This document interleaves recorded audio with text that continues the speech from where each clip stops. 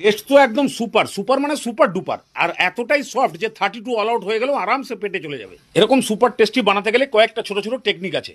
যেমন 250 বিউলি 100 মুগ ডাল 4-5 ঘন্টা ভিজিয়ে অল্প অল্প জল দিয়ে এটাকে পিষিয়ে ফেলুন, ঠিক এরকম টাইপ। এবার সামান্য একটু হিং দিয়ে অল্প অল্প জল দিয়ে একই ডিরেকশনে 5-7 মিনিট ভালো করে ফেটিয়ে দিন, ঠিক এই টাইপের ফুলে যাবে। আর এরকম ভাবে ফেললে ঠিক ফুলুরির মতো পড়বে। এবার এটাকে সাইড করে দিয়ে দই বড়ার মশলাটা বানান। জিরে, গোলমরিচ, জোয়ান আর শুকনো লঙ্কা এগুলোকে ভেজে ফেলুন। ভাজা হয়ে গেলেই গ্যাসের ফ্লেম নিভিয়ে দিয়ে সাদা নুন, বিট নুন আর চাট মশলা দিয়ে নাড়িয়ে চাড়িয়ে এটাকে ঠান্ডা করে গুঁড়ো করে ফেলুন। এবার দইটাকে রেডি করুন। যতটা চিনি দিলে দইটা মিষ্টি হবে ততটা চিনি দিয়ে এটাকে ফ্রিজে রেখে দিন, পরে ফেটানো হবে। এবার বড়া হাতে সামান্য জল লাগিয়ে ফুলুরির মতো ছাড়ুন আর মিডিয়াম লো ফ্লেমে ঠিক এই টাইপের ভেজে তুলে নিন।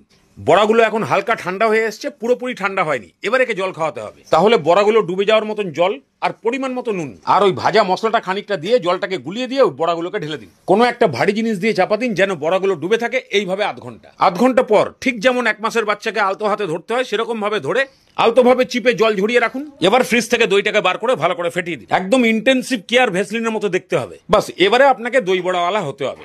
5-6টা বড়া নিন, দই দিয়ে ভালো করে ঢেকে দিন, ধনে পুদিনার টক চাটনি দিয়ে দিন, তেঁতুল চিনির মিষ্টি চাটনি দিয়ে দিন। এবারে ভাজা মশলাটা উপর থেকে ছড়িয়ে দিয়ে বাস সেও ভাজা দিয়ে কাস্টমারের হাতে দিয়ে দিন।